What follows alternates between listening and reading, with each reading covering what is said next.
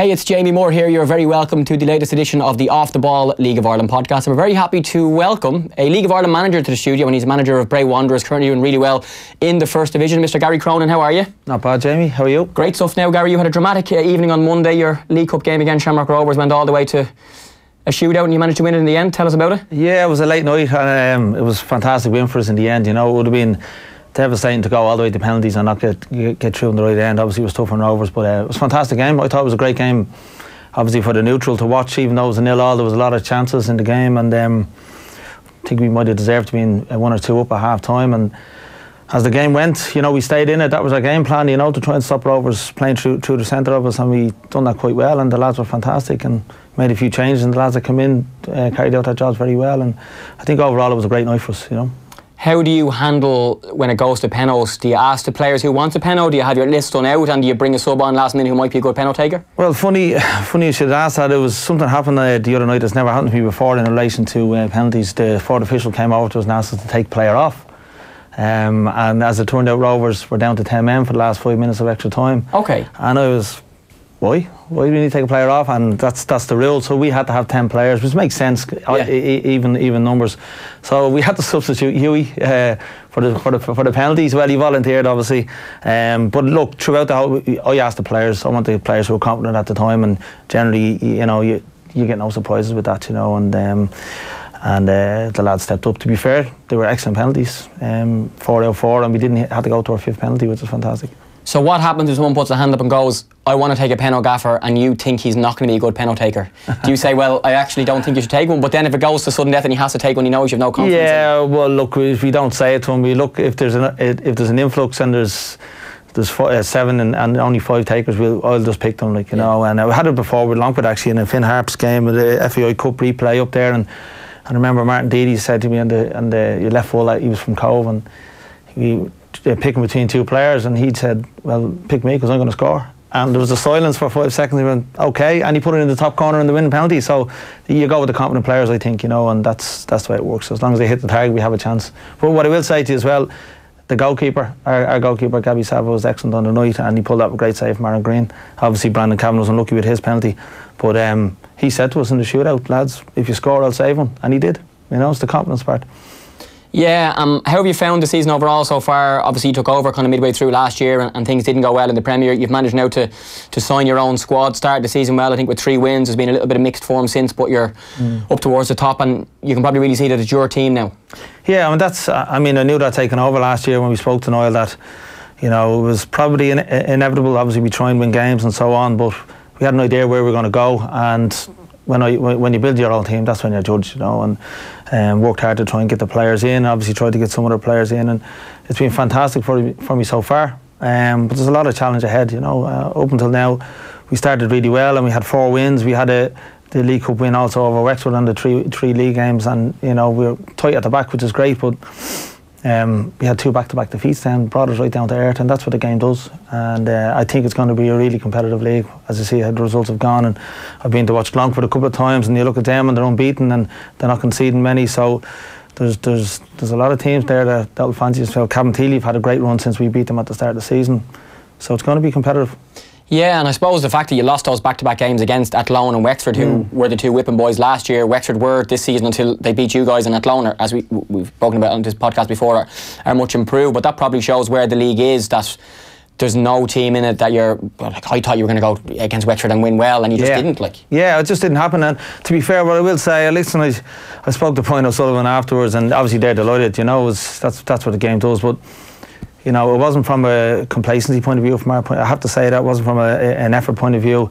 Really, we just didn't take our chances, and it would have been fair to say now at half time, if we were 3 up, it would have been a fair reflection, and that's taking nothing away from Wexford. They done really well on the night. I believe that was the best they played, but from our point of view, we didn't take our chances, and we'd only ourselves to blame on that. And we were anxious then to try and get that goal, but what I will say then, you're always leaving yourself open to something like I think it's Rob Nugent. Unbelievable goal. Hit a great strike, and it was unstoppable. And you're analysing it afterwards. You're looking, going, who can I look at to see who could have done something better or didn't do their jobs? And there was nobody. It was just an unbelievable strike. And unfortunately, that gave them the confidence, and The second goal was a free goal with the way the incident happened, but it was a great finish for Jack Doherty, and we just had to take it on the chin, unfortunately, and move on. Yeah, we spoke last week on this podcast to Declan Ryan from Instat, the head of Instat in the UK and Ireland, about the Premier Division clubs using the tool to watch the videos after the matches and all that sort of stuff. And I know all the clubs in the First Division don't have access to that. And you mentioned, you know, looking back on your own games and doing some analysis. Yeah. How in depth do you go, and what tools do you have as the Bray manager in terms of video and stats and stuff to help your group? Well, it's a tool that's really improved the game, I think, and it really improves player development. Because a lot of the times I remember being a player, you remember this incident, you remember that, and really the picture changes, you know, in your head. So it's an essential tool. Basically, I have the games recorded by a video analyst, and you know, from my own point of view, obviously starting off and having my own team, I like to analyse it myself. You know, I think most managers would. You can have the main events clipped obviously by someone else, but you need to see what you're looking for and what you're trying to put on the training ground as they're coming out on match day, and you need to have a look at that yourself. So you need to listen as soon as possible, look through the games, and we use the tool well, because it's great for me to be able to show the lads what we've done really well and where we need to improve on, and that's what the tool is for. Yeah, and they say League of Ireland managers are obsessed with football, and I'm sure you are. So you've played on a Friday, you've won, you've drawn, or you've lost. How soon are you watching that video? Like, I know some managers, if they've had an away game, straight away on the bus, yeah, they're with the coaching staff, they're looking at the key incidents so they can see it from a height and see if their original opinion on the sideline is actually the case.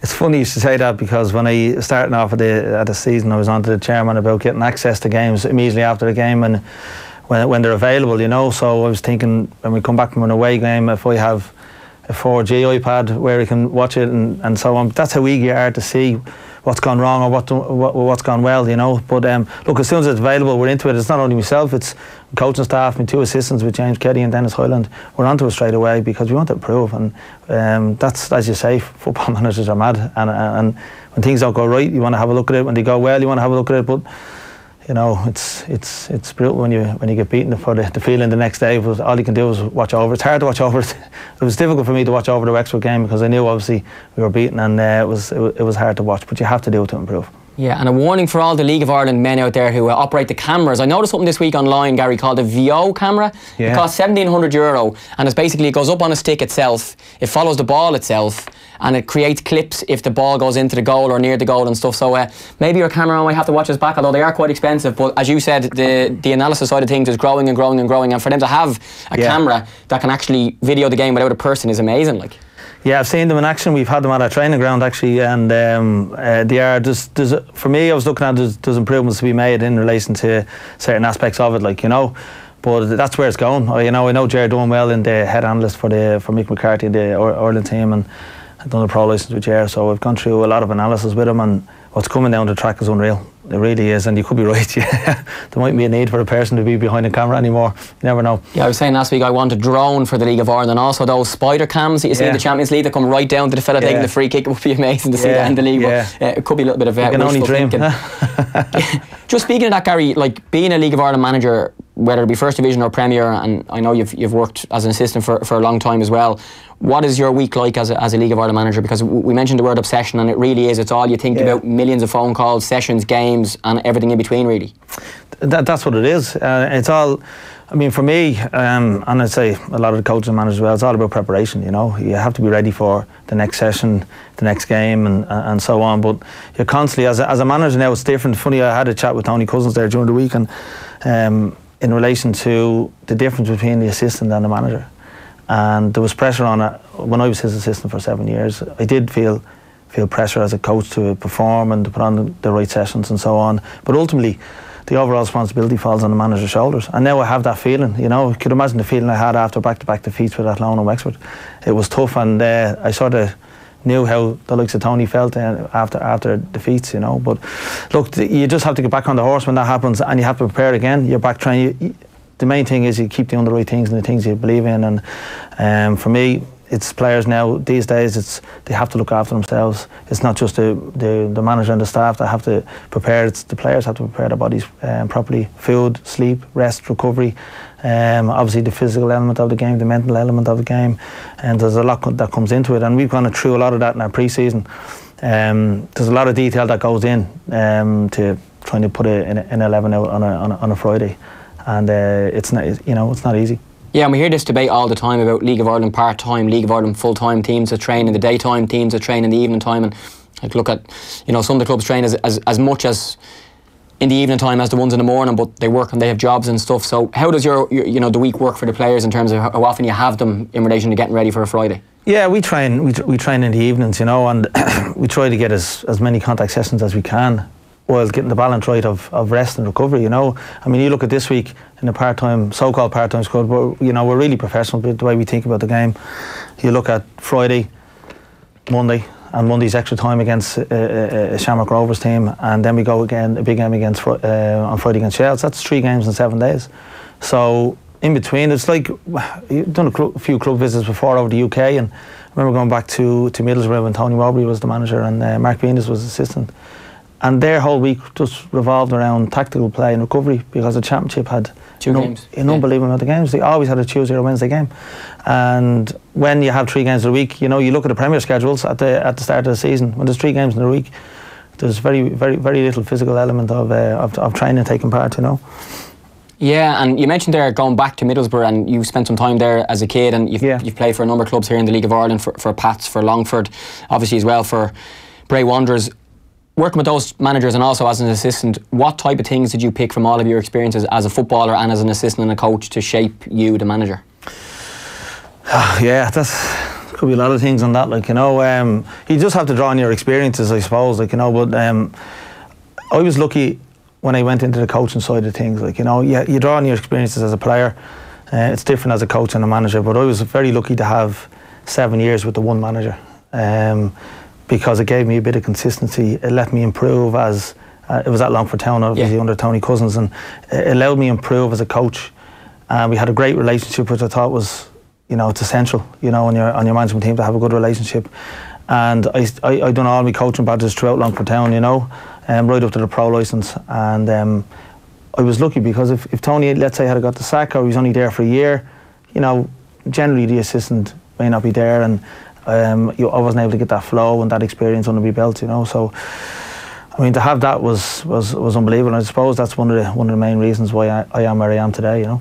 Yeah, and then you've also just recently finished the UEFA Pro licence through the FAI as well, and you know, you go on lots of club visits, and there's also lots of guest speakers in from different backgrounds in different areas of football as well. Again, in what ways did the people you met and saw on that course and the different club visits, like even on our UEFA Youth Elite A licence, we went over to Holland and we got to see PSV Eindhoven Academy and how they work and how they train and stuff, and you're you know, picking up little bits of nuggets of info like all the time, and I'm sure the pro licence is a step even more up. How envious do we be when we see those setups? It's unreal, isn't it? Correct. I went over to PSV, right, and they have football tennis pitches built, marked, made out of Astro, marked with different heights of nets and different lengths of courts, that the kids, when they come in the morning, they go straight out and just play football tennis for half an hour. It's like unbelievable. Just let me over here, it's like, isn't it? We went on the pro licence, we went over to visit a couple of UK clubs. We were at Bristol Rovers, and that was sort of a lower leagues, and to see how they work and how they operate within their resources. And then we went to Swansea when Paul Clement was the manager. He was a brilliant guest speaker, and you know, you could tell his qualities as a coach. It was interesting to hear his experiences throughout Europe. When he was the coach at PSG, he could coach in English everywhere, bar you had to coach in French, and that was a big challenge for him when he was in PSG. You know, he had to do all his translations the night before. We went over to STVV in St. Troiden in Belgium. That was an excellent club visit for us on the pro licence. It's easy to go over to all the top clubs in Europe, but you have to relate it back to what you do here in Ireland, you know. So I suppose the Bristol Rovers trip was a really good one for us, and we actually went to Newport County, where Paul Gamble plays as well. And they're sort of nearer to our level that we have to deal with in League of Ireland, I know, with Bray anyway.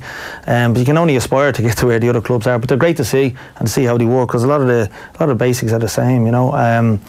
But look, come here, when I done the pro licence, you know, there was courses, there was assignments, there was a lot of stuff, as you well know, doing your Elite A, Jamie. But it's really the people that you learn off, you know, and the quality of colleagues that were there was excellent, you know, and some of the guest speakers were excellent as well. And Jim McGuinness was one who was really stood out for me when he came in, obviously doing so well in the Gaelic field, and he was over at Celtic at the time.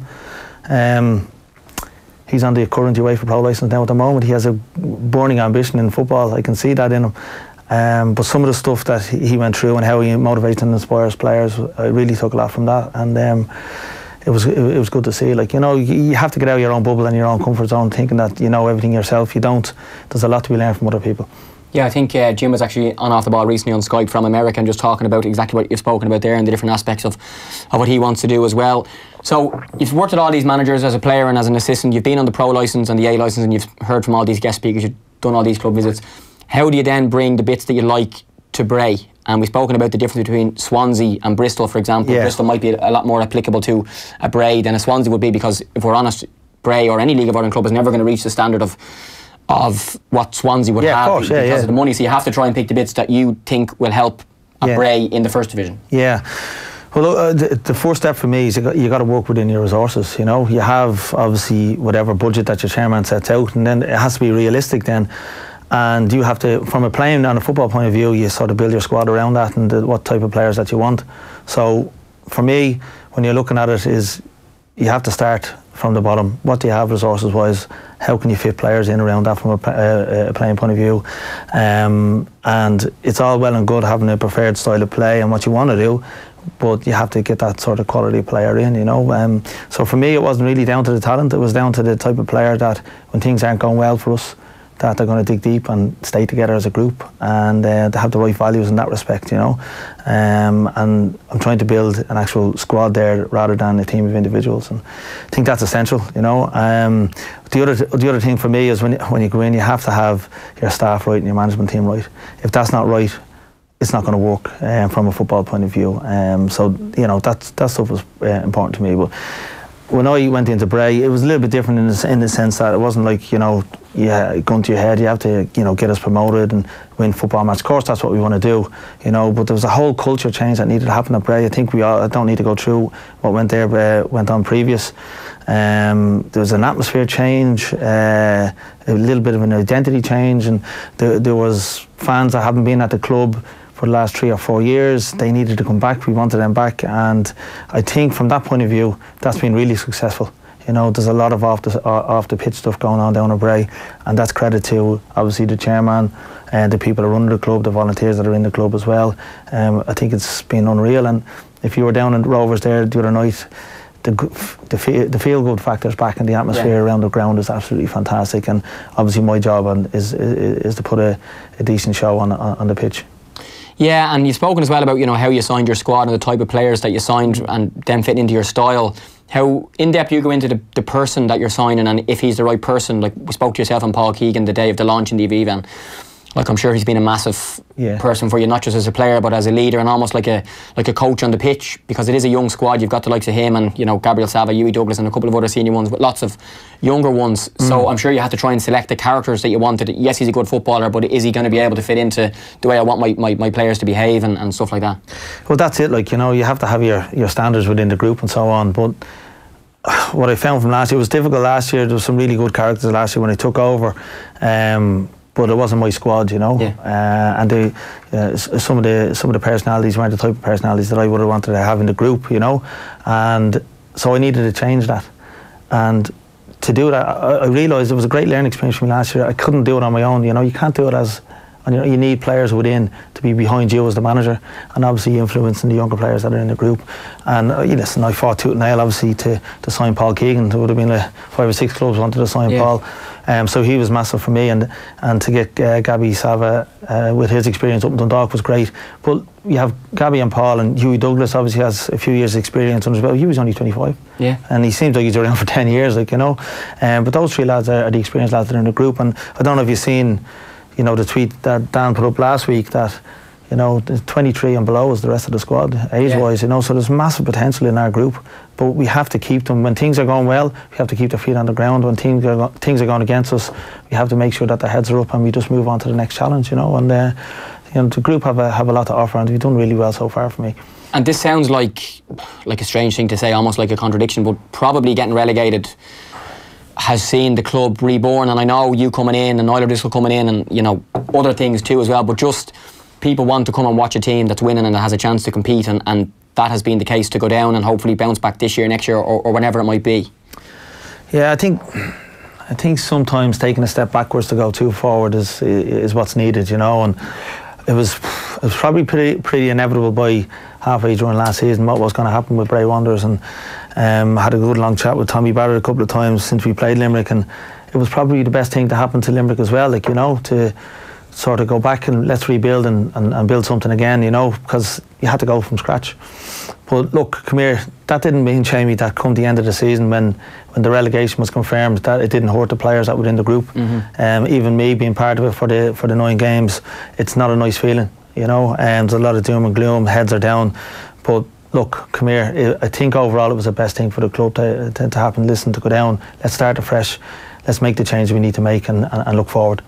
So league table, Bray Wanderers, 6 games played, 12 points, top of the table. Shelbourne, Friday's opposition, are in 6th, but they're only 3 points behind on 9 points after 6 games as well. And you face them this Friday, and there's so many games in this league with yourselves, Longford, Drogheda, Bray, or sorry, you are Bray, of course, Shells, and others where you're going. God, these are big games. Yeah, well, look, come here, listen, after... like we said, like we mentioned earlier, after Athlone and Wexford, for us, every game is a big game. The league game is priority for most people, like, you know what I mean. But look, come here, you mentioned a couple of sides there. Our next few run of games, Shells, Longford, Drogheda, and then we're back at Cabinteely, and Cabinteely are flying as well. Yeah. And you look at Limerick, since we played them at the start, they're back up in the top few spots as well.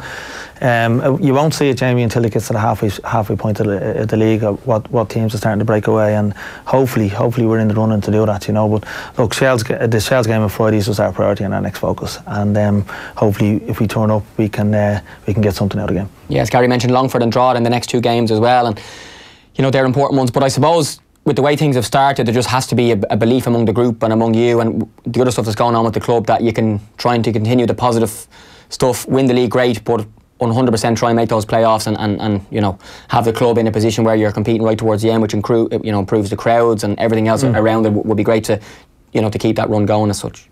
And listen, that's our aim, you know. You just look to the next game and try to keep it going, Jamie. But look, at the start of it, it's not the pressure of you must win the league. But as players and as football people, and you've been in coaching as well, anytime you go to play a game of football, you want to win it, you know. So we put ourselves under that type of pressure to try and win a game of football, and ultimately means that we want to try and win the league, you know. But it's going to be a massive challenge. Longford will have the same thoughts, Shells will have the same thoughts, they'll put it on together, I'm sure. Cabinteely are sneaking under the radar, and like I said, Tommy's back up there, but it's early doors. Anyone can put a run together of 6 wins and be right up there. That's how tight that league will be. So yeah, we'll have our we'll have our own ambitions and so on, but you're right, you know, if it's not the league, you know, you want to be making the playoffs. Great stuff. That's the Bray manager, Gary Cronin. Gary, thanks a million for coming in. Brilliant. Really interesting stuff. Best of luck on Friday. Enjoy the video analysis, and we'll speak to you soon. Oh, I can't wait to get to it. Thanks, Jamie.